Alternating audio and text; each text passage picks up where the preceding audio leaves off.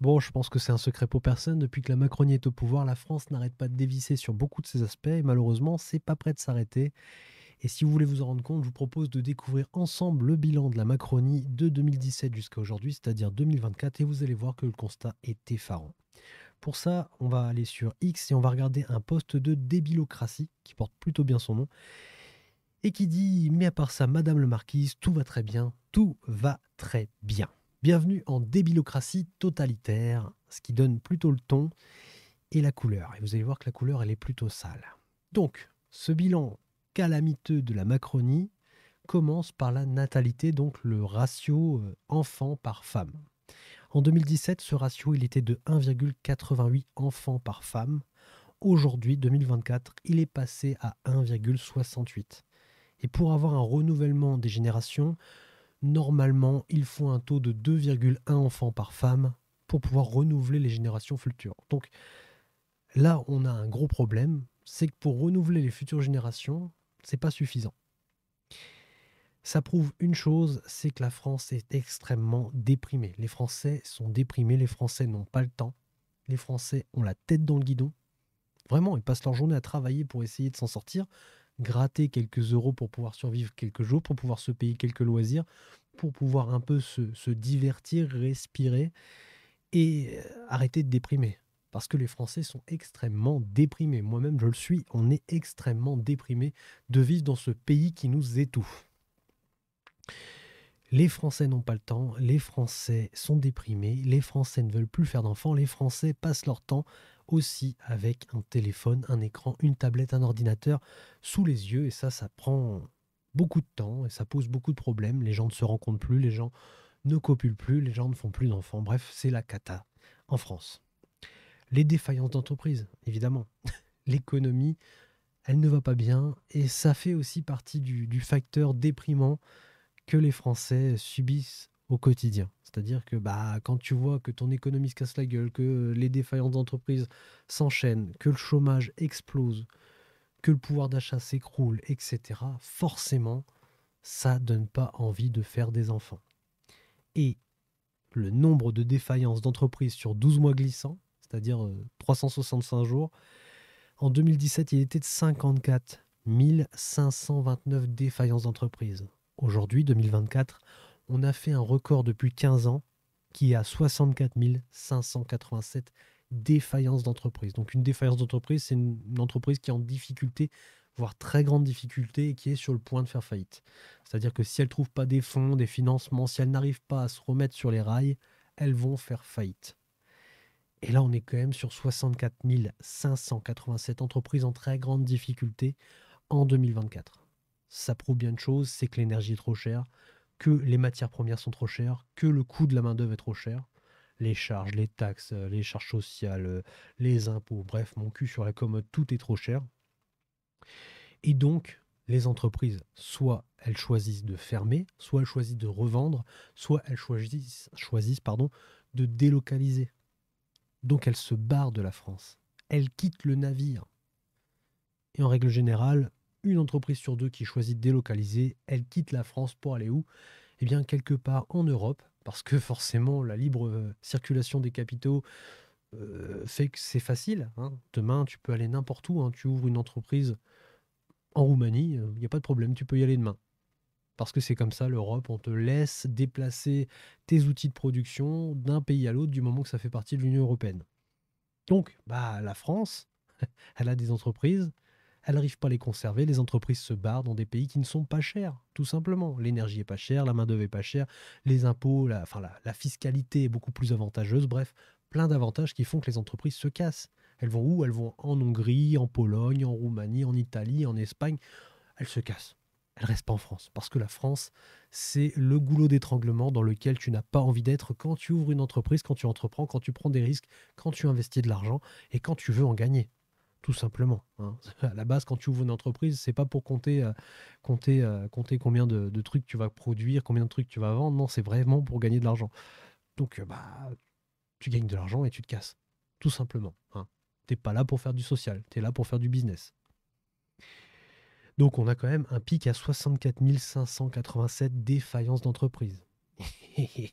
Sur la même période, En 2017, on a eu en défaillance de PME, donc les petites et moyennes entreprises, sur 12 mois glissants, 2649 entreprises qui ont fermé, qui ont mis la clé sous la porte en 2017. En 2024, on est passé à 5269 entreprises qui ont fermé, qui ont mis la clé sous la porte. Et vraiment, je ne sais pas si vous vous rendez compte, mais on a carrément doublé depuis que la Macronie est au pouvoir le nombre de faillites d'entreprises. En 2017, on était à 2649 faillites d'entreprises. En 2024, on est passé à 5269 faillites d'entreprises. C'est du simple au double. Et c'est pas prêt de s'arrêter parce qu'on a encore 64 587 entreprises qui sont en défaillance, donc en très grande difficulté. Et malheureusement, la conjoncture, l'état de la France ne permet pas à ces entreprises de s'en remettre. La situation se dégrade de mois en mois. Et donc forcément, ces entreprises ne vont pas se remettre sur leurs rails comme ça en claquant des doigts. Elles vont forcément, à un moment donné, soit délocaliser, soit vendre, soit mettre la clé sous la porte. Et malheureusement, si une entreprise ferme, ça impacte d'autres entreprises. Ça fait un effet domino, un effet cascade. Parce qu'une entreprise, quand elle ferme, c'est pas simplement les salariés de l'entreprise qui vont être impactés. Non, c'est toute l'économie qui est autour. Tout ce qui gravite autour de l'entreprise va être impacté. Les sous-traitants, les fournisseurs, les clients, ceux qui bénéficient de cette économie, ce ruissellement de l'économie qui est créé, de la richesse qui est créée, les commerces alentours, etc. Bref, tout le monde va être impacté. Et donc, c'est peut-être plein d'autres entreprises qui vont être amenées à être en défaillance parce que certaines entreprises stratégiques auront mis la clé sous la porte. Donc, c'est très, très grave. Et malheureusement, je pense que ce n'est que le début. Ensuite, le constat, il continue en beauté parce qu'on parle de la dette publique. Alors ça, la dette publique, je pense que ça a passé au-dessus de la tête de beaucoup de monde et puis d'un coup, boum, ça nous a rattrapés. On s'est dit, waouh, qu'est-ce qui se passe? Parce qu'en 2017, quand la Macronie a pris le pouvoir, c'était déjà chaud, hein. Mais là, attention, on est parti dans des sommets. Donc, quand la Macronie a pris le pouvoir, la dette publique de la France était de 2218 milliards d'euros. Aujourd'hui, en 2024, elle est à 3228 milliards d'euros. C'est plus de 1000 milliards de dettes en plus. 1100 milliards de dettes en plus. Et ça, malheureusement, c'est de la dette. Et donc, qui dit dette dit remboursement. Donc, quand toi, tu vas à la banque, tu empruntes de l'argent, tu rembourses. Tu rembourses ton emprunt et en plus, tu rembourses des intérêts chaque mois. Là, c'est pareil. Tu rembourses à ceux qui t'ont prêté de l'argent des intérêts supplémentaires. Et là, la charge de la dette, elle va exploser d'ici 2030. Et malheureusement, comme on a besoin de se financer parce que l'industrie s'écroule, c'est l'effet domino, hein. L'industrie s'écroule, il n'y a plus de création de richesse, il y a de moins en moins d'argent dans le pays, parce qu'en plus de ça, comme on importe beaucoup de marchandises, plus qu'on exporte, la balance commerciale, elle est négative, donc chaque année, on envoie de l'argent dans les pays voisins. Donc on s'appauvrit juste en consommant. Sans produire, sans rien, on s'appauvrit. Donc on a besoin de faire rentrer du cash, donc on fait de la dette.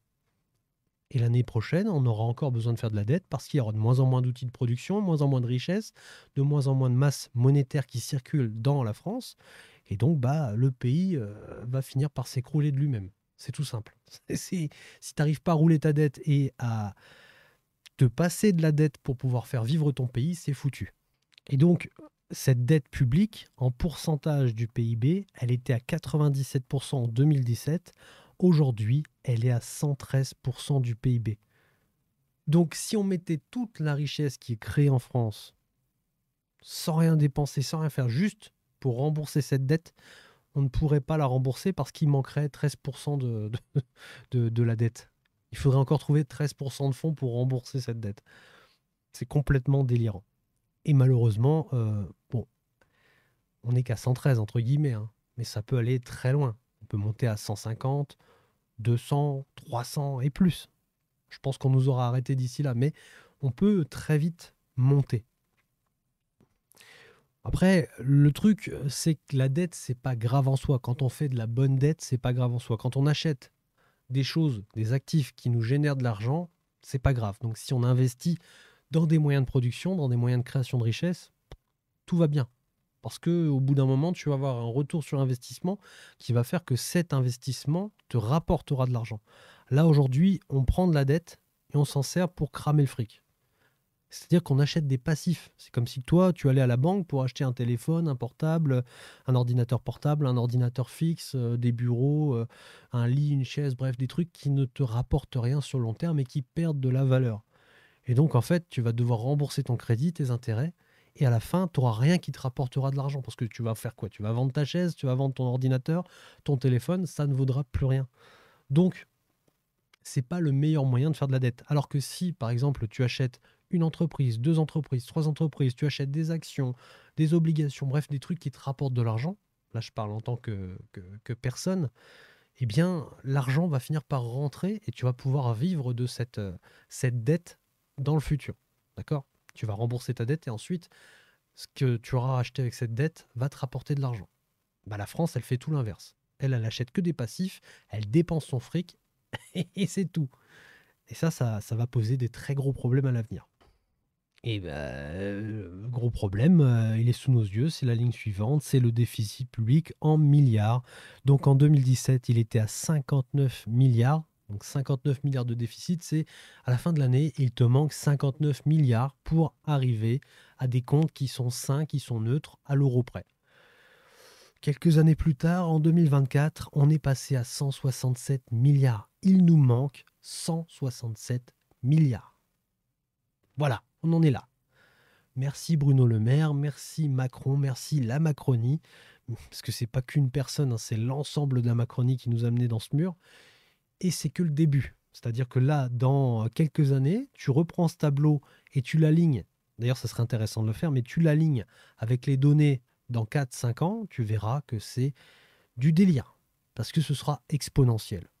Parce que si derrière tu détruis tes organes de production, si tu t'endettes et si tu laisses ta dette filer, bon bah la courbe exponentielle, elle va t'exploser à la tronche. Voilà. Et j'ai très peur de cet avenir, hein. Clairement, j'ai très peur, j'ai pas envie de voir ce que ça va donner, parce qu'à mon avis, on va avoir une France de gros déprimés, de pauvres et de cons.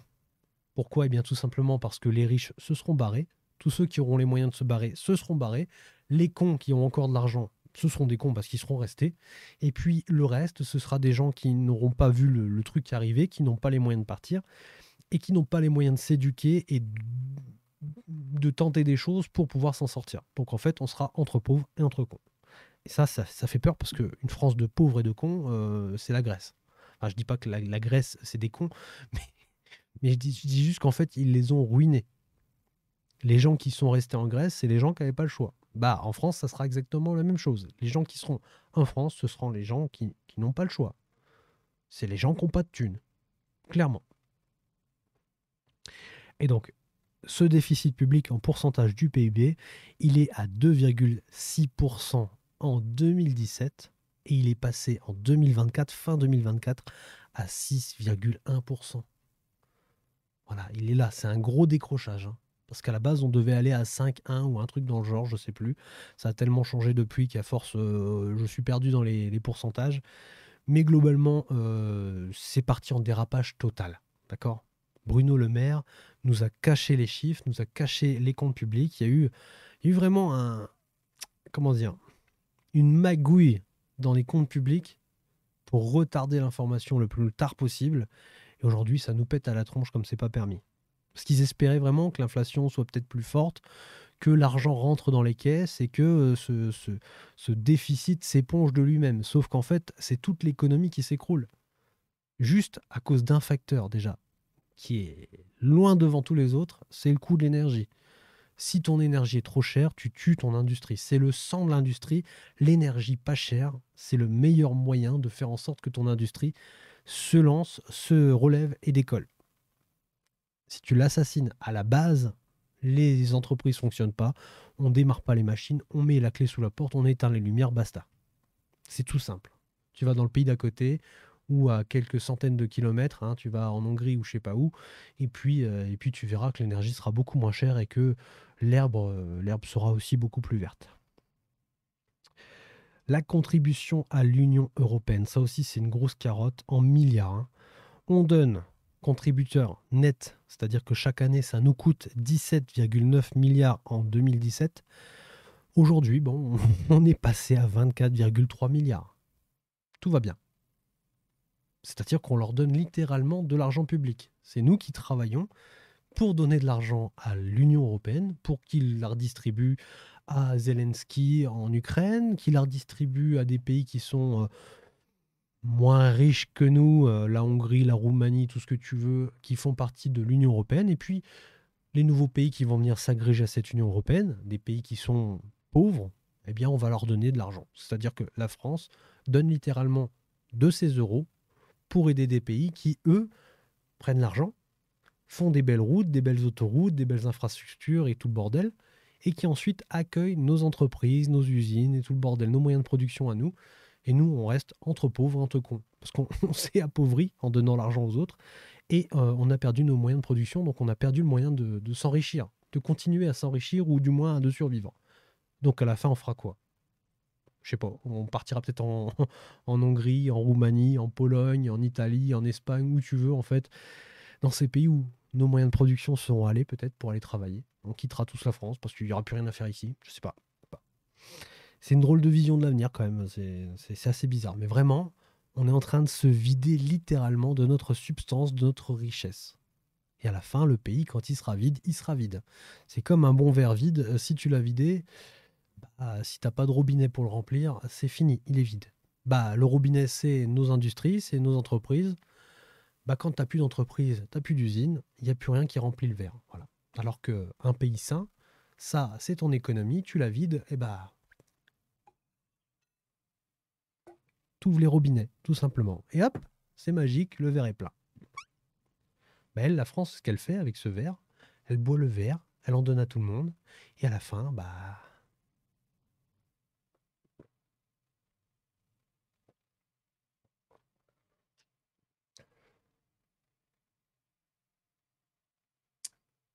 voilà, bande de gueux, vous avez rien à boire, vous avez rien à manger, bah c'est pas grave. On s'en fout, nous. On s'en fout. Et donc, la balance commerciale en milliards, elle était déjà négative en 2017, c'est-à-dire moins 62 milliards d'euros. Aujourd'hui, en 2024, elle est à moins 98,7 milliards d'euros. Presque 100 milliards de déficit. Donc là, tu vois, on serait juste à l'équilibre, c'est-à-dire zéro. Et bien là, le déficit, il serait que de 67 milliards, tu vois, déjà. Donc déjà, si tu arrivais à produire suffisamment pour exporter ta marchandise et donc vendre ta production aux autres pays, là, tu es gagnant. Et si en plus tu arrives à faire un excédent, c'est-à-dire avoir une balance qui est positive de, je sais pas moi, 100 milliards d'euros, et bien d'un coup, hop, il n'y a plus du tout de déficit et il n'y a plus de problème en France. Je sais pas si vous comprenez la source du problème. La source du problème, c'est qu'on a tué nos entreprises et qu'on a tué nos industries. Là, on est en train de faire pareil avec tous les piliers de la France, hein. Dire quand tu tues ton agriculture et donc tu détruis ton indépendance alimentaire, t'es au top. Dans le genre pays responsable de tes citoyens, t'es au top. C'est-à-dire que tu vas encore plus creuser cette balance commerciale à l'avenir. Parce que tu vas dépendre des autres pays, déjà qu'on dépend quand même pas mal, hein, mais tu vas dépendre quasiment à 100% des autres pays pour manger, pour remplir ta gamelle. Donc t'as pas intérêt à partir en conflit avec ces pays, parce que demain, t'as plus rien à bouffer. Donc tu crèves, tu te suicides. Voilà, c'est magnifique. Et si c'était que ça, tu tues ton énergie, tu as les moyens de production en France, mais tu arrives à faire en sorte que ton énergie soit plus chère que partout ailleurs en Europe, au top. C'est-à-dire que tu vends ton énergie pas chère aux pays voisins, tu leur donnes un avantage compétitif, et puis toi, tu te sabotes de l'intérieur. Tout va bien. T'as pas de ressources, t'as pas de minerais, donc tu es obligé de l'acheter. Donc bah tu creuses encore plus ta balance commerciale. T'as pas de pêche, quasiment plus. Bah, t'as pas d'immobilier parce que l'immobilier, t'es en train de le fumer, t'es en train de l'égorger littéralement, t'es en train de le saigner à blanc. Vraiment, ce qu'ils sont en train de faire avec les normes DPE, là, c'est juste du délire. Ils sont en train de saccager l'immobilier comme c'est pas permis. Ensuite, tu as les conditions d'accès au crédit qui sont délirantes aussi, hein. Les taux d'intérêt qui sont montés tellement haut. Et nous, consommateurs, citoyens, qui voulons acheter de l'immobilier, bah, on se retrouve embêté parce que comme on est de moins en moins riche, on a de moins en moins de moyens d'emprunter. Et en plus de ça, tu as les taux d'intérêt qui ont augmenté. Donc, comment tu fais? Comment tu fais pour emprunter quand tu as les taux qui augmentent et toi, ton pouvoir d'achat, ton salaire n'évolue pas, ton pouvoir d'achat diminue, l'inflation est là. Bref, tout est aligné pour qu'en fait, tu ne sois plus propriétaire. Il n'y a plus de création monétaire, il y a plus... En fait, tous tes piliers se cassent la gueule. Donc, comment veux-tu améliorer la situation si tous tes piliers se cassent la gueule? Comment veux-tu construire quelque chose de solide alors que tu as cassé tous les piliers de tes fondations? Je j'arrive pas à avoir un avenir correct avec cette vision des choses, d'accord? Ensuite, du coup, le PIB par habitant, au niveau du rang mondial, on est passé de 23e en 2017 à 26e en 2024. Et croyez-moi que cette part-là, ce classement va encore chuter dans les années à venir, hein. Il n'y a aucune raison qu'on remonte. Zéro. Si d'ici 10 ans, on n'est pas à la 50e place, je ne comprends pas. Et encore, on peut vraiment dégringoler très rapidement.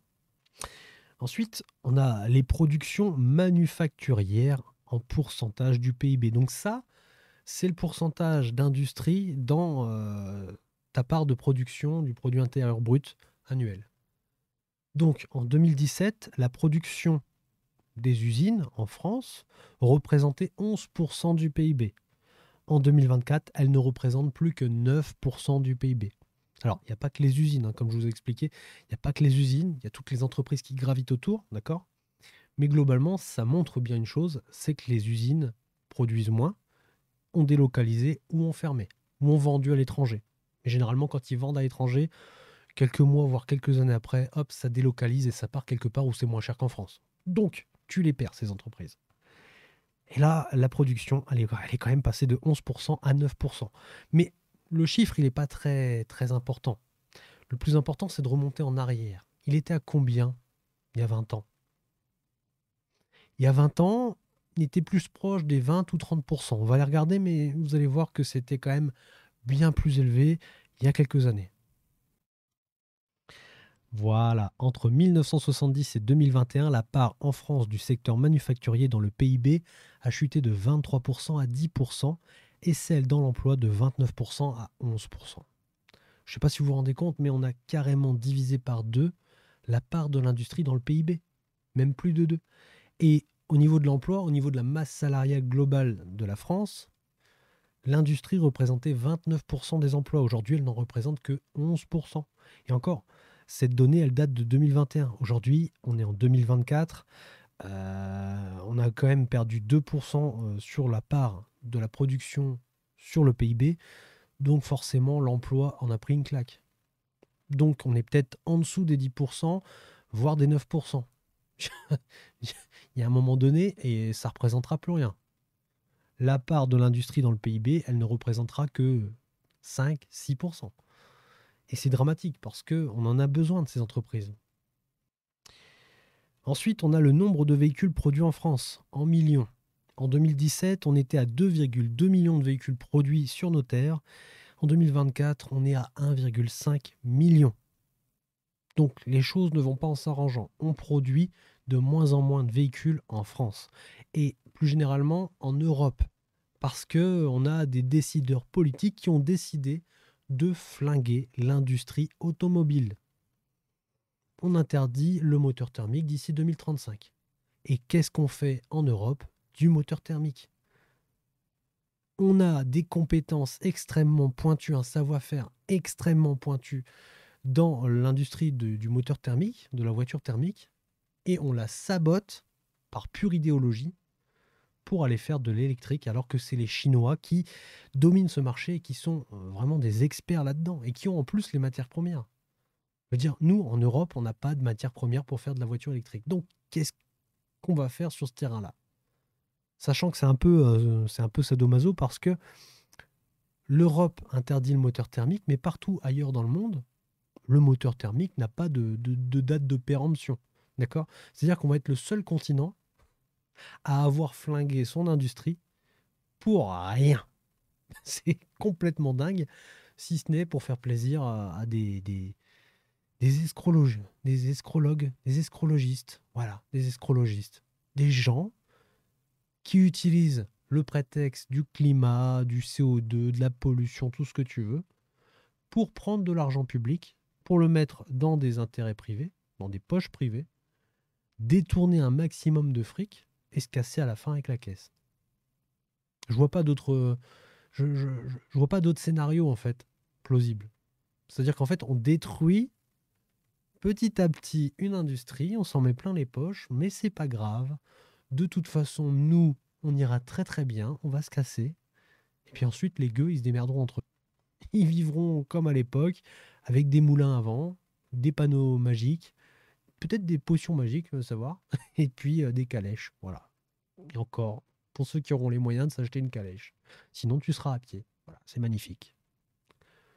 Est-ce que c'est une belle vision de l'avenir? Je sais pas, mais en tout cas, on ne produit plus de véhicules, quasiment plus, et ça va aller en se dégradant d'année en année. Parce que si on s'entête à vouloir faire de l'électrique, à la fin, ça va collapser. C'est sûr et certain. Ensuite, on a l'écart de taux entre la France et l'Allemagne, donc le spread à 10 ans sur les OAT, donc les obligations d'État. En 2017, il était à 51, aujourd'hui il est à 83 points de base, donc c'est énorme. C'est-à-dire que plus ça monte, plus l'écart est énorme, et plus les investisseurs vont se méfier de la France. Donc moins ils vont avoir de facilité à prêter de l'argent parce que tu commences à avoir un peu de défiance vis-à-vis du pays. Tu te dis, bon, il commence à être de moins en moins solvable. Je vais peut-être aller investir en Allemagne, pourquoi pas? C'est peut-être un peu plus sûr. Bon, dans tous les cas, l'écart ne cesse de se creuser et ça craint un petit peu. Ensuite, on a le taux de croissance en pourcentage du PIB. En 2017, on avait quand même une croissance de 2,3%, ce qui était plutôt bien, hein. Et encore, c'est de la croissance artificielle parce qu'on injecte beaucoup plus d'argent que ce qu'on en crée. Je crois que pour 1 € créé, il faut en injecter 5 en France, donc c'est juste énorme, hein. Tu détruis de la monnaie pour créer de la monnaie. C'est complètement dingue, mais bon, c'est comme ça. On fait de la dette, on utilise de l'argent, on crame de l'argent pour avoir une j'ai envie de dire une perspective, mais plutôt pour avoir une croissance affichée qui est positive et non une récession, alors qu'en vérité, on est en récession. Si tu enlèves l'argent qui est injecté dans le système, dans la France, dans ses dépenses, etc., si tu arrêtes les subventions et tout, tu vois, les aides, tout le bordel, tu te rends compte qu'en fait, tu es en récession depuis peut-être 10, 20, 30 ans, je sais pas, mais ça remonte assez loin. Je vous invite à aller voir les vidéos de Marc Touati. Il l'explique très bien sur sa chaîne. Et franchement, t'as compris que, en fait, on se fout de ta gueule depuis des années, quoi. On utilise ton cash, on te taxe, voilà, on va te prendre ton argent, clairement. On te prend ton argent, on te le vole, mais on va dire que bon, c'est pour aider les autres. On va te promettre en retour des services qui sont impeccables, la santé, la sécurité, la justice, etc. Mon cul sur la commode. Et au final, on te prend chaque année de plus en plus, et à la fin, tu bénéficies de moins en moins. Tu vas à l'hôpital, ça se clochardise, tu crèves dans les couloirs, tu crèves sur la table d'opération, tu crèves à chez toi parce qu'il n'y a pas moyen d'avoir un diagnostic correct. Tu... Les mecs, je sais pas, en fait, ça doit être le stress. Je pense que vous êtes stressé, madame. Restez à la maison, reposez-vous. Ah, vous avez un cancer phase terminale. Il aurait fallu qu'on le voit 5 ans en arrière. Ah oui, mais il y a 5 ans, en fait, ça fait 5 ans qu'on essaie de trouver ce que vous avez, mais on n'y arrive pas. Désolé, madame. Bonne nuit, hein. Bonne année. Profitez-en. Profitez de vos derniers jours. Bref, vous avez compris, l'insécurité, tout ça, on n'en a pas pour notre argent. On se fout littéralement de notre gueule. Et donc, ça se reflète là, hein. On avait 2,3% de croissance en 2017. Aujourd'hui, on est seulement à 1,1% de croissance. C'est ridicule. Et avec ça, faut pas espérer redresser le pays. Parce que demain, si tu arrêtes d'injecter de l'argent dans le système, t'es pas à 1,1 de croissance, hein, t'es dans le négatif. T'es en récession. D'accord? Ensuite, le PMI Composite. Donc là, c'est un indicateur, je crois que ça prend en gros... attends, on va aller voir sur Google parce que j'ai pas envie de dire de bêtises, mais je crois que c'est un indicateur qui mélange toute l'économie, etc. Bref, ça reflète l'économie globale. On va aller voir ça. Voilà, donc j'ai demandé à ChatGPT parce que c'est quand même bien pratique. Et donc, un PMI composite est un indicateur économique qui combine plusieurs sous-indices des enquêtes sur les directeurs d'achat, donc le PMI, pour donner une vue d'ensemble de l'activité économique dans un secteur ou d'une économie entière. Donc là, je pense que ça représente l'économie entière. Alors, on était en 2017 à 59,6. Aujourd'hui, 2024, on est à 44,8. Donc on est en dessous. On a perdu plus de 10 points, c'est énorme. 10 points, c'est un gros delta, hein. Et donc si je retourne sur ChatGPT, qu'est-ce que ça donne? Donc le PMI, c'est un indicateur basé sur des enquêtes, ça il l'a déjà dit. Donc manufacturier, services, etc. Ces enquêtes évaluent des variables clés comme la production, les nouvelles commandes, l'emploi, les délais de livraison des fournitures, les stocks, etc. Composite indique que cet indice regroupe plusieurs secteurs d'activité. Il combine généralement les PMI du secteur manufacturier et des services pour fournir une vue globale de l'économie. Oui, parce que les services, ça peut être aussi tout ce qui est administratif, etc. Les services d'appel, les SAV, etc. Enfin, bref, vous avez compris l'idée.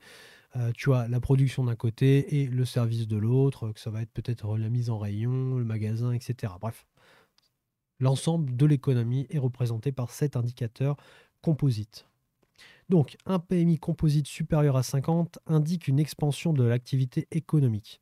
Donc, en 2017, on était où? Ici, on était au-dessus. Donc, on avait une expansion de l'économie. Aujourd'hui, on est en dessous, et donc je pense que c'est l'inverse. Un PMI composite inférieur à 50 signale une contraction. Effectivement, on le ressent, on le voit, on ne peut plus le cacher derrière des mensonges divulgués à la télé, aux chaînes d'infos, etc. Même si de temps en temps, on a quand même une chaîne, un mec qui vient et qui dit mais non, tout va bien. Hein, je l'ai vu sur Quotidien il y a pas longtemps. C'est la misère, tout va mal, tout s'écroule, mais il y a quand même quelqu'un qui dit mais ça va pas si mal en France, hein, les indicateurs sont plutôt pas mal, tout va bien. Ça va aller mieux, hein. Euh, comment dire, l'inflation recule un peu. Donc, on va récupérer du pouvoir d'achat. Oui, madame. Oui, tout à fait. Sauf que l'inflation, elle va peut-être diminuer sur une année, hein, d'accord, sur 365 jours glissants, mais elle ne s'est pas effacée sur les années précédentes. Donc depuis 2021, tu vas peut-être avoir 15-20% d'inflation. Bah ça va pas disparaître, d'accord? Les prix restent là. Et à moins d'avoir une très grosse récession et donc des prix qui se cassent la gueule, ça risque pas d'arriver, quoi. Hein, je veux dire, tu vas pas récupérer du pouvoir d'achat comme ça en claquant des doigts et tout va aller mieux. Et puis tout le monde va se mettre à entreprendre, tout le monde va créer de la richesse, l'État va nous laisser faire de l'argent, etc. Bref, ça n'est pas près d'arriver, hein, d'accord? Donc faut arrêter de se foutre de la gueule du monde sur les plateaux télé. Ensuite, on a mon petit péché mignon qui est le prix de l'électricité en euros par mégawattheure. Et donc en 2017, on était à 31 euros par mégawattheure. Aujourd'hui, on est au-dessus de 70 euros le mégawattheure. Vous voyez, on a plus que doublé, hein. On a fait 129%. Je vais vous trouver ça tout de suite, mais on a fait plus 129% de 2000 à aujourd'hui. Vous imaginez, c'est énorme. Les factures ont augmenté de 129%. Donc voilà ce que ça représente. Ça représente cette courbe. Ça, c'est votre facture que vous avez sous forme de tableau sous vos yeux. C'est-à-dire qu'en 2000, votre facture se trouvait ici, hein, et aujourd'hui, vous payez ici. 129%. Regardez, hein, c'est écrit ici. La courbe de ce tableau indique le prix de l'électricité qui a augmenté de 129% d'août 2008 à juillet 2024 à un rythme 5 fois supérieur à celui de l'inflation. Donc la dame là qui vient sur les plateaux de quotidien pour dire mais tout va bien, l'inflation recule, etc. Vous allez avoir du pouvoir d'achat. Bah, j'aimerais bien que la facture d'énergie recule aussi, hein, parce qu'elle avance quand même 5 fois plus vite que l'inflation et elle ne va pas reculer 5 fois plus vite que l'inflation. Clairement pas. Donc voilà, c'est complètement dingue. Et on voit que ce paramètre-là, bah, il influence tous les autres. Tous les autres, même la natalité. Je veux dire, comment tu veux te projeter dans l'avenir, comment tu vas avoir envie de faire des enfants, alors que tout s'écroule sous tes yeux. T'as pas de perspective d'avenir. Comment veux-tu faire des enfants? Tu es dans un pays où il n'y a pas de sécurité, il n'y a pas d'avenir, il n'y a pas d'argent, il n'y a que des pauvres, il n'y a que des idiots, parce que clairement, franchement, quand je vois les gens qui s'abrutissent avec la musique de Zoulou qui passe toute la journée, qui sont sur YouTube, TikTok et tout le bordel, à regarder de la merde, hein, parce que tout le monde ne s'éduque pas, hein. Il y a beaucoup de monde qui se divertissent avec de la daube, qui regardent du Netflix, du Amazon Prime, du tout ce que tu veux en fait. Des émissions de merde, qui bouffent de la merde à longueur de journée, qui trouvent ça bon. Bon, bah, on est une population de gogoles, hein, clairement. Et donc, c'est pas prêt de s'améliorer. Bah, comment tu veux avoir envie de faire ton avenir, de fonder ta famille et de lui donner ce pays qui s'écroule littéralement sous tes pas, sous tes pieds, sous tes yeux. Voilà, ça se casse la gueule. Tu peux pas faire autrement que de même pas le constater, quoi. Je veux dire, même si t'es un neuneu pas fini, pas possible, tu le vois que c'est la merde. Tu le ressens dans ta chair. Tu l'as vécu quand même. Si ça fait 20 ans que tu es sur le marché du travail, tu as compris qu'il y a 20 ans, tu vivais mieux quand même, hein. Et tu te dis dans 20 ans, si je me dis encore il y a 20 ans, je vivais mieux, bon bah là, c'est que c'est la catastrophe, quoi. Et ça va plutôt par là, hein, dans cette direction. C'est-à-dire que dans 20 ans, ça sera pire qu'aujourd'hui. Va faire des enfants, d'accord? Et il y a une grosse part de cette situation qui part du prix de l'énergie, hein. 129% d'augmentation, c'est un facteur qui est quand même assez déterminant sur ton moral et sur ton avenir, d'accord? Ensuite, bah, on a le prix du gaz en dollars qui a explosé aussi. Donc, on est passé de 5 dollars par million de BTU à 12,9 dollars par million de BTU. C'est complètement dingue. C'est pareil que ça a doublé, plus que doublé même. Et comme l'électricité en France est indexée sur le gaz allemand, et donc sur le prix du gaz, bah forcément, tu le ressens, quoi. Tu le ressens plutôt bien, hein. Les 129%, je pense que tu apprécies, sachant que tu as les organes de production qui sont en France, hein. Tu as 56 réacteurs nucléaires qui sont opérationnels et qui tournent à plein régime. Voilà. En Europe, tu es le seul à avoir un parc nucléaire de 56 réacteurs nucléaires.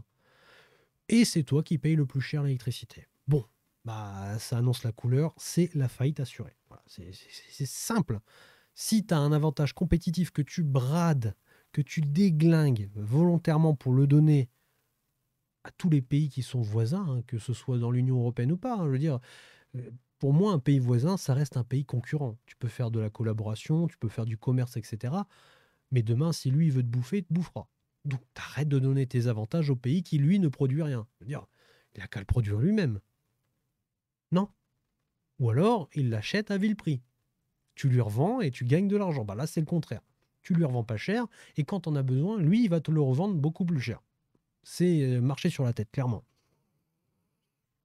Et donc, bah forcément, bah, on en est là aujourd'hui, on en est là, hein. Il y a pas à tergiverser, c'est la merde et c'est nous, Français, et surtout nos élites, qui sommes, qui sommes, oui, qui sommes responsables de tout ça. On est responsable de tout ça. D'accord? Tous, individuellement ou à échelle globale, on a tous une part de responsabilité. Notamment parce qu'on ne vote pas, par exemple, je sais pas, on voudrait s'en sortir, on irait tous voter pour un parti souverainiste. On ferait comme l'a fait les États-Unis, on voterait quelqu'un comme Trump. Quelqu'un qui veut les avantages, les intérêts de la nation avant tous les autres. D'accord? Qui va pas donner les clés à Ursula von der Leyen pour le plaisir de lui donner les clés. Non. Il reprend les clés, il reprend les rênes du pays et il refait en sorte que ce pays soit sur des rails et fonctionne correctement.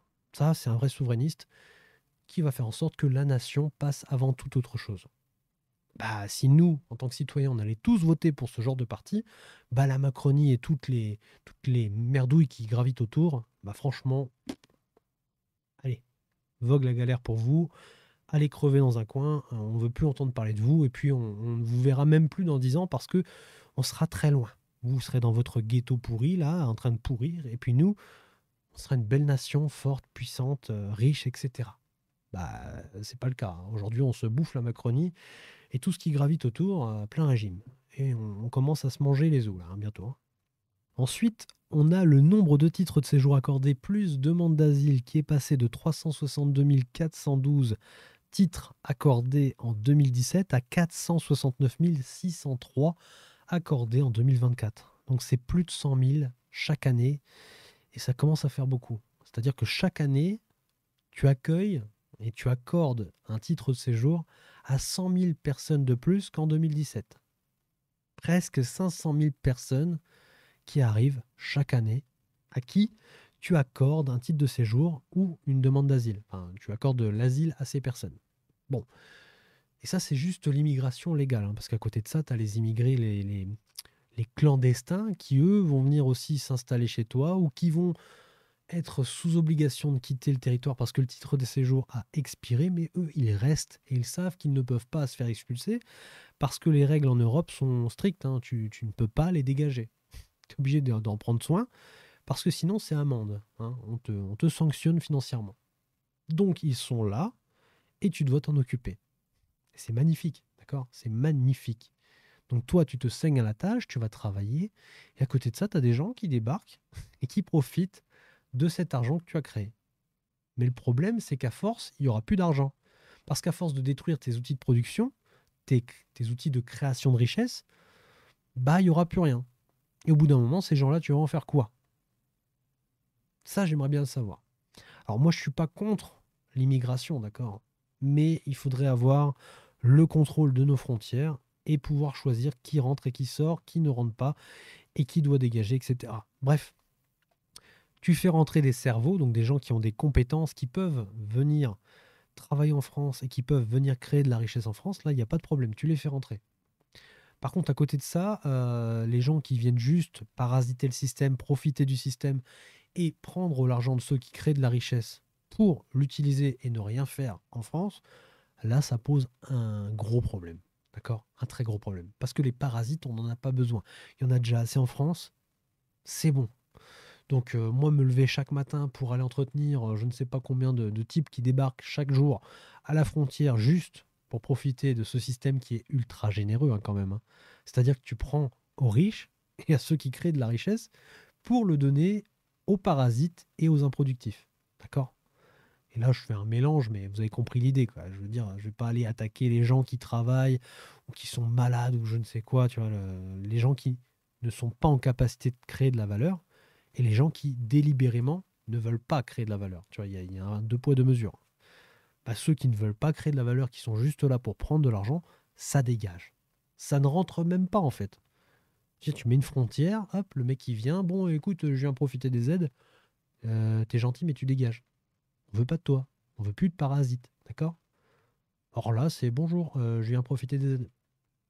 Allez-y, monsieur, on va vous accueillir avec le tapis rouge. On le déroule. Regardez, il est déjà déroulé. Il y a tous vos frangins là, qui sont déjà en train de l'emprunter. Allez-y, suivez-les. Ils vont vous montrer le chemin. Ils connaissent bien. D'accord? Bon séjour parmi nous et puis bah, profitez bien. Merci.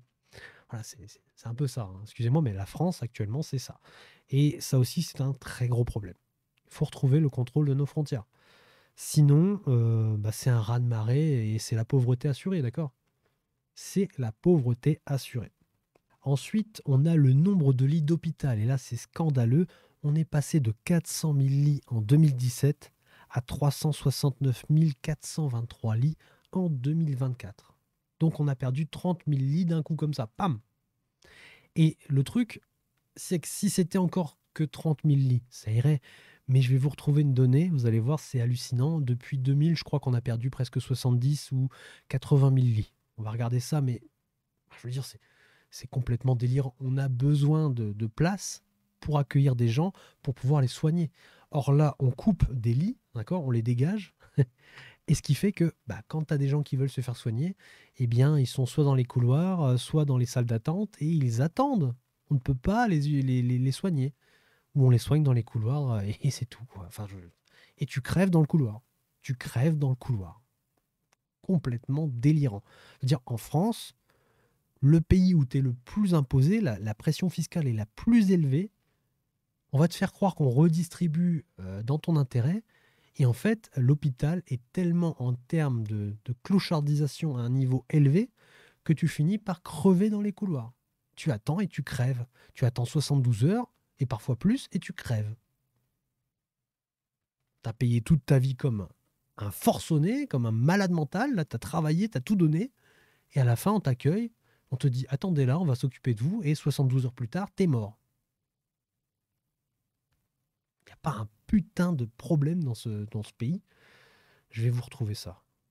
Voilà, j'ai retrouvé l'info. Donc depuis 2000, c'est-à-dire depuis 24 ans, le constat est sans appel. Les établissements médicaux publics français ont perdu 79 896 lits d'hospitalisation, c'est-à-dire un quart de leur capacité d'accueil. C'est juste énorme. En 24 ans, on a perdu un quart des lits qui étaient disponibles dans les hôpitaux publics, en tout cas. Tu vois, c'est ce niveau-là de clochardisation. C'est lunaire. C'est-à-dire qu'on te demande toujours plus d'argent. On est vraiment le pays qui a la pression fiscale la plus élevée, d'accord? On a le taux de prélèvement fiscal le plus élevé du monde, ou l'un des plus élevés du monde. Ça dépend des classements, si tu fais partie de l'OCDE ou pas, etc. Mais que tu sois premier, deuxième ou troisième, bref, ça change pas grand-chose au fait que ton niveau de santé se dégrade d'année en année, que ta médecine se dégrade, que tes hôpitaux se clochardisent, etc. Enfin bref, tu vois que l'argent qui est pris dans tes poches ne va pas au bon endroit. Et franchement, perdre 80 000 lits, sachant qu'on a eu une pandémie en 2020 quand même, qui était censée relancer la médecine, etc., remettre des moyens dans l'hôpital, dans les soins, etc. Et au final, qu'est-ce qui se passe? Oh bah, on a encore des fermetures de lits. Je veux dire, il y a un moment donné, il faut arrêter de prononcer des paroles dans le vent, juste pour faire de la communication, du marketing, juste pour désamorcer des petits problèmes à droite à gauche. Et puis au final, dire, bon, allez, regardez par là. Et puis en fait, nous, on va aller par là. Et puis quand vous aurez tourné la tête, eh ben, on sera plus là. Voilà, c'est un peu ça la Macronie. C'est on parle, on règle les problèmes avec la parole. Sauf que les problèmes ne se règlent pas, ils s'amplifient parce que tu ne fais rien. Voilà, c'est magnifique. Vive la France. Donc, ensuite, le prochain, il est quand même assez costaud puisque c'est le budget de l'Élysée, donc en millions d'euros. On est passé de 102 millions d'euros en 2017 à 126 millions d'euros en 2024. Donc on a rajouté 25 millions d'euros dans la machine. Pour faire quoi? Eh bien pour soigner l'image du président, de la fonction d'État, bref, on fait des petites réceptions, des petites sauteries, on fait des bons dîners, des petites... voilà, on s'en met plein les narines, plein le ventre, on s'amuse, bref, c'est génial. Donc on rajoute 25 millions d'euros dans la machine pour se faire plaisir, pendant que ton peuple, pendant que l'économie, pendant que les gens sont en train de s'appauvrir. D'accord? La France a besoin d'argent et on le dépense dans ce genre de conneries. Voilà, ça reflète assez bien l'image que j'ai de nos élites, hein, c'est-à-dire allez-y, dépensez, prenez le maximum de fric, de toute façon c'est les gueux qui payent. Les gueux ont toujours payé, ils vont continuer à payer, vous inquiétez pas, donc allez-y, tapez dans la caisse, il n'y a pas de problème. Voilà, donc ils se sont rajoutés 25 millions d'euros dans la gamelle entre 2017 et 2024. Mais tout va bien, quoi. Et je crois qu'ils vont encore augmenter l'année suivante. Bon, à un moment donné, il faut redescendre sur terre quand même. Tu peux t'en mettre plein les narines, mais pas à hauteur de 25 millions d'euros, frérot. Faut respecter un peu ton peuple. Parce que là, tu te fous littéralement de la gueule des gens, là. Ensuite, on a le demandeur d'emploi, toutes catégories confondues en millions. Bon, on est passé de 6,6 millions à, attention, petite surprise, 6,2 millions. Alors, tu m'expliques comment c'est possible. Tu as des défaillances d'entreprises en cascade, tu as des faillites d'entreprises en cascade, tu as de moins en moins d'outils de production, tu as de plus en plus de chômeurs potentiels et ton chiffre du chômage descend. Bon, bah alors c'est facile. Tu vas pas prendre toutes les catégories de chômeurs, tu prends juste la catégorie A et puis toutes les autres, tu les mets sous le placard, hein, sous le tapis. Bon, même le placard, vas-y, tu mets le placard sur le tapis et on n'en parle plus. C'est-à-dire qu'en fait, si tu prends les chiffres réels, normalement, tu es plus aux alentours de 14, 15, voire 16% de chômeurs. Voilà, elle est là la réalité, d'accord? Bon, bah c'est bien, ça fait des belles statistiques, hein. Depuis le début, de toute façon, c'était un peu le mandat, c'était le projet, c'était la promesse électorale, c'était de faire baisser le chômage. Donc tous les moyens sont bons, quitte à faire des réformes du chômage, hein, parce que s'il n'y avait pas eu la dissolution de l'Assemblée nationale, Gabriel Attal était en train de travailler sur une réforme du chômage. Je ne sais pas si ça sera reconduit, si ça va être juste mis à plat et donc on n'en parle plus. Mais en tout cas, il travaillait là-dessus et le but, c'était de faire en sorte que les conditions pour avoir le chômage deviennent très difficiles. Donc comme ça, tu dégages du monde, hein. Ensuite, la durée du chômage réduit, donc tu dégages encore du monde.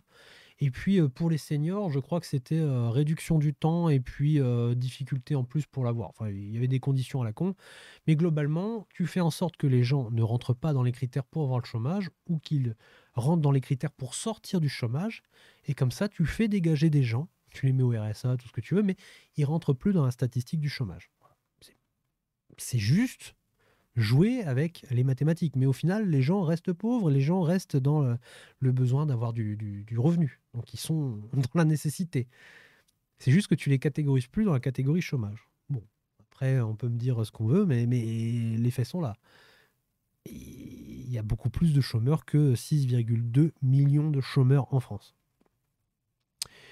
Et d'ailleurs, je crois même que je crois que c'est comment il s'appelle, France Travail ou l'INSEE, je ne sais plus quel organisme, qui avait répondu à des commentaires sur un post qui justement identifiait ce chiffre erroné.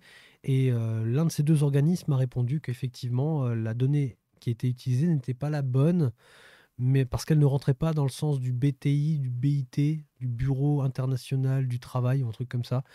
Et que du coup, on prenait ce chiffre-là, alors qu'en vérité, on est plus aux alentours de 14 ou 15% de chômage réel. Voilà. Bon, ça, c'est qu'un détail, hein, vous allez me dire, mais le fait est que, voilà. Bon, il faut bien donner une bonne note sur ce tableau qui ne va pas bien du tout. Enfin, je veux dire, il n'y a aucune bonne note, si ce n'est, si on veut bien être indulgent envers l'État, la baisse du nombre de chômeurs en millions. Bon, c'est super, hein. Il a respecté une promesse électorale, en trifouillant certes les statistiques, mais il a respecté une promesse électorale et le reste, il a zigouillé. Ils ont zigouillé toute l'économie, toute la France. Enfin, bref, ils l'ont flingué, quoi, hein. Clairement, le bilan calamiteux de la Macronie, il est calamiteux, il est cataclysmique même, j'ai envie de dire. C'est voilà, regardez ce tableau par vous-même, c'est assez criant de vérité. C'est parlant quand même. Ça reflète bien la situation de France. On est dans la merde. Euh, Nombre de pauvres en millions. Je crois pas que je l'ai. Je suis pas sûr, hein. Je crois que je l'ai pas faite celle-là. Oui, on est passé de véhicule au spread. Donc en 2017, on était à 8,9 millions de pauvres. Et en 2024, on est passé à 9,1 millions de pauvres. Donc on a une augmentation de la pauvreté. Donc en fait, c'est le seuil de pauvreté, c'est un indicateur qui est utilisé, alors je ne sais plus c'est quel pourcentage. Il y a plusieurs indicateurs d'ailleurs, il me semble. Tu as 40%, 50% et 60% du SMIC, je crois, un truc dans le genre. Euh, et donc, tu as plus de pauvres en millions. Alors je vais aller voir quand même si on peut voir l'indicateur. Voilà, donc avant redistribution, il y a 21,4% de la population métropolitaine qui serait pauvre sans les prestations sociales et sans les impôts directs, soit 13,5 millions de personnes quand même, hein. Donc on est très loin des 9 millions de personnes qui sont annoncées comme la statistique officielle du nombre de pauvres en France, hein. Donc si on arrête de prendre de l'argent à ceux qui créent de la richesse pour le redistribuer à tous ces pauvres, croyez-moi que le nombre de pauvres en France va augmenter de manière lunaire, voire exponentielle. Là, on verra qu'en fait, en France, il y a 13,5 millions de pauvres quand même. Et ça, c'était pour 2021. Mais en vrai, 2025, 2026, 2027, on va aller tabler sur les 25% de la population. À l'aise, hein, tranquille, hein. Là, vous allez voir, ça va taper fort. Donc, on va donner encore un peu d'argent pour maintenir l'illusion. Vu que tout est artificiel en France, on va maintenir l'illusion que tout va bien en donnant de l'argent pour essayer de maintenir la paix sociale. Mais au bout d'un moment, ça finira par se voir et ça finira très mal. D'accord? Ça finira extrêmement mal. Malheureusement, ceux qui ont les moyens de créer de la richesse seront déjà partis. Et comme je l'ai dit, on restera entre pauvres et entre cons. Donc on pourra gueuler, on pourra faire ce qu'on veut, on pourra faire péter tout ce qu'on veut, foutre le bordel, faire cramer des voitures, brûler des vitrines, enfin bref, foutre le merdier, ça changera plus rien en fait. Quand il n'y a plus rien, il n'y a plus rien. C'est fini. La fête est finie. J'espère qu'on arrivera à se redresser avant d'arriver là, mais bon, moi j'y crois plus trop, hein. Clairement, j'y crois plus trop parce que c'est les statistiques, quoi, hein. Regardez-moi ça. Je veux dire, quand tu vois le tableau, quand tu vois le bilan calamiteux de la Macronie, bon, c'est dur d'avoir de l'espoir. On va aller voir les commentaires de ce post. Bon, bah, il y a que 3 commentaires, donc ça va être rapide. On a scénario à la grecque, ce qui est clairement le cas. On est en train de vivre le scénario à la grecque façon française. C'est-à-dire qu'on nous a mis un barnier pour nous installer l'austérité. On nous fait croire qu'on va nous dire la vérité, mais en fait, on fait tout le contraire. Vous inquiétez pas, on va vous dire la vérité. Il n'y aura pas d'augmentation d'impôts pour les Français. C'est les plus aisés qui vont participer à cette baisse de déficit et donc à ce redressement de la France. Et puis finalement, tu te rends compte qu'en fait, on te l'a mise à l'envers. Parce que 70% des économies qui sont faites, c'est une augmentation des impôts et des taxes, hein. Et puis 30% des vraies économies de dépenses qui sont faites, là, c'est une baisse, des dépenses qui sont essentielles. C'est pas leurs dépenses à eux, c'est pas tout ce qui pourrait vraiment nous rapporter de l'argent sans trop attaquer le pays. Non, non, c'est vraiment nous, citoyens, qui prenons. Donc en fait, c'est soit un impôt direct ou une taxe directe, soit un impôt déguisé. Parce que si on te retire de l'argent quelque part, de l'argent qu'on aurait dû te donner, c'est une forme d'impôt, puisque finalement, au lieu de te le donner, on le garde. C'est comme si qu'on te le donnait, qu'on te le reprenait aussi aussitôt. Donc en gros, c'est une forme d'impôt, tout simplement. Donc, les mesures qui ont été prises, ou qui allaient être prises, mais qui seront prises dans tous les cas, c'est augmentation des taxes, des impôts et baisse des dépenses qui sont dites utiles pour certaines personnes, tu vois. Et à un moment donné, il faut juste arrêter de se foutre de la tronche du monde. Donc le mec, il est là, il fait installer l'austérité, il vient te dépouiller de tes biens, il enterre ton niveau de vie, il enterre ton avenir. Et ensuite, une fois que tu n'auras plus rien, tu ne pourras plus payer, que plus personne ne pourra payer, que toutes les entreprises seront parties de France, hein, toutes celles qui sont productives et qui ont les moyens de partir. Une fois que tu n'auras plus personne, boum, on fait comment? Et bah, tu as le FMI qui va arriver, hein, et puis qui va dire, bon, bah attends, on va reprendre les rênes, et puis on va aller faire des vraies économies. Mais attention, hein, c'est encore une fois de plus les gens, comme vous et moi, qui allons prendre. C'est pas eux, hein, les économies, c'est nous. On va arrêter les retraites, on va arrêter le chômage, on va arrêter l'assurance maladie, on va arrêter ci, on va arrêter ça. Bref, tout l'argent qui est distribué va être retourné vers l'État, vers les caisses, vers tout ce que tu veux, tous les créanciers. Il faut rembourser, il faut payer. Bref, on va revendre des morceaux de la France, hein. La France est déjà à la découpe, mais là, on la revendra pour de vrai, sur pièce. Qu'est-ce que tu veux? Tu veux un morceau? Bah tiens, prends ça. Tu veux la Tour Eiffel? Prends-la. Tu veux ce musée? Prends-le. Tu veux ci? Prends ça. Vas-y, prends. C'est cadeau, hein. Et puis au final, on finira entre pauvres et entre cons, et en plus, on n'aura plus rien. Magnifique. Et aujourd'hui, bah, tu regardes la Grèce. La Grèce, natalité, bon, bah, nous, on est déjà en train de s'effondrer, mais natalité en Grèce, ils font plus d'enfants. Ils ont quasiment plus de moyens de production. Ils ont plus rien parce qu'on a dépouillé, forcément, on a pris ce qu'ils avaient, donc ils ont plus rien, hein. Et puis, la dette, ça ne s'améliore pas. On va regarder un petit peu la situation de la Grèce, voir. Alors, j'ai trouvé un truc, mais c'est vraiment dommage parce que j'ai pas l'article en entier, il faudrait que je paye. Mais globalement, juste avec ce que je vais vous lire là, vous allez comprendre que la situation de la Grèce, même après toutes ces années, elle n'est toujours pas enviable. Je vais vous lire le truc et après on va se quitter parce que la vidéo va commencer à être longue, mais vous allez voir ce qui peut potentiellement nous attendre par la suite. Donc, les Grecs continuent de payer le lourd tribut de la crise des années 2010 et des mesures d'austérité imposées par la Troïka. Donc la Troïka, c'est la Banque centrale européenne, la Commission européenne et le Fonds monétaire international, donc le FMI. Depuis le 1er juillet, conformément aux injonctions de ses créanciers, Athènes a instauré la semaine de travail de 48 heures contre 41 heures auparavant, dans les entreprises fonctionnant 24 heures sur 24 et celles confrontées à une surcharge de travail, laissée à l'appréciation de l'employeur en contrepartie d'une majoration salariale de 40% pour le temps de travail additionnel. Les syndicats avaient alors dénoncé une mesure moyenâgeuse qui vient s'ajouter à la suppression des conventions collectives décrétées durant la crise. D'accord? Ensuite, selon Eurostat, bon, super, ça c'est génial, qu'est-ce que tu me veux, toi? Donc, en 2023, le PIB par habitant exprimé en standard de pouvoir d'achat équivalent s'établissait à 67% de la moyenne européenne, soit à la 26e place sur les 27 États membres. Ce qui est vraiment ridicule, hein. Ils sont tout en bas des 27 pays, quoi. C'est magnifique. Un niveau de PIB de 28% inférieur à celui de 2008 avant la crise. On est en 2024 et ils sont encore à 28% en dessous du PIB qu'ils avaient avant la crise de 2008. Vous imaginez un petit peu? Ça veut dire que les moyens de production ne sont plus là, d'accord? Ils n'ont plus les moyens de créer autant de richesses qu'avant. Selon l'Organisation de coopération et de développement, donc l'OCDE, les salaires ont chuté de 32% entre 2009 et 2022. 32%, hein, et tu te prends un tiers dans la tronche. C'est juste énorme en fait. C'est juste énorme. Donc ça, c'est arrivé en raison des coupures drastiques durant la crise financière. Donc c'est le FMI, la Commission et tout le bordel qui sont arrivés, la Troïka, ils sont arrivés, ils ont fait des coupures et donc c'est le résultat de ça, c'est 32% de salaire en moins. Voilà, imagine-toi vivre avec 32% de salaire en moins, bah tu vois un peu ce que le grec vit. Donc c'est super, hein. Depuis, 50% des travailleurs du privé font face à la pauvreté aggravée par les coupes dans les services publics. C'est-à-dire qu'en gros, tout ce qui est aide, etc., subventions, le chômage, la retraite, tout le bordel, on coupe.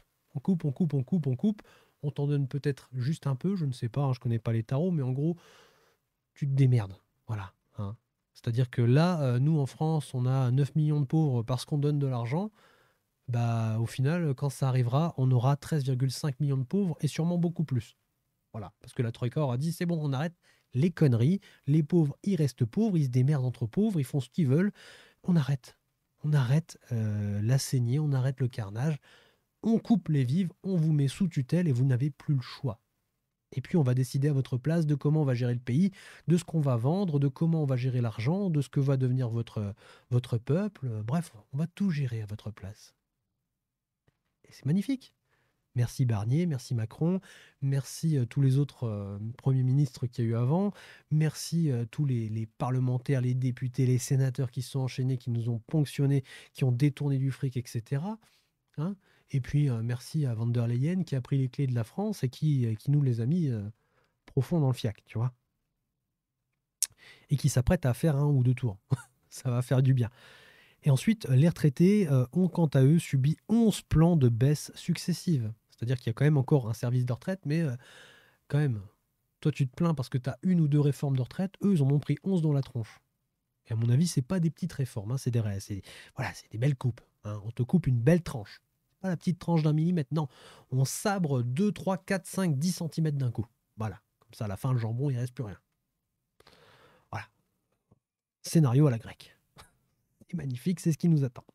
Ensuite, pour un banquier, c'est un super bilan, hein. Oui, c'est vrai qu'on nous avait promis les Mozart de la finance, Bruno Le Maire et Macron, hein, c'était le tandem infernal. Bah oui, effectivement, c'est le tandem infernal, mais pour nos finances, ça fait mal.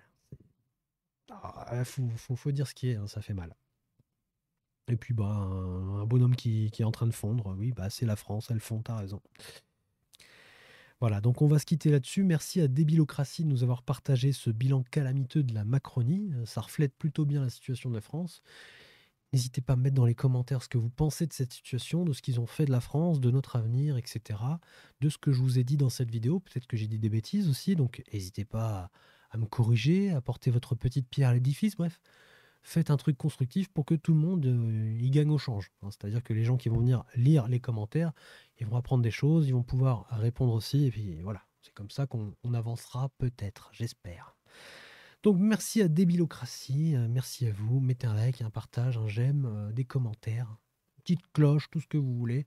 Et puis nous, on se dit à bientôt pour une prochaine vidéo. J'espère qu'il sera peut-être un peu plus gai, hein, qui nous mette un peu du baume au cœur. Ça m'étonnerait, mais on va essayer de trouver un sujet un peu plus léger. Ou pas. Voilà. Allez, à bientôt.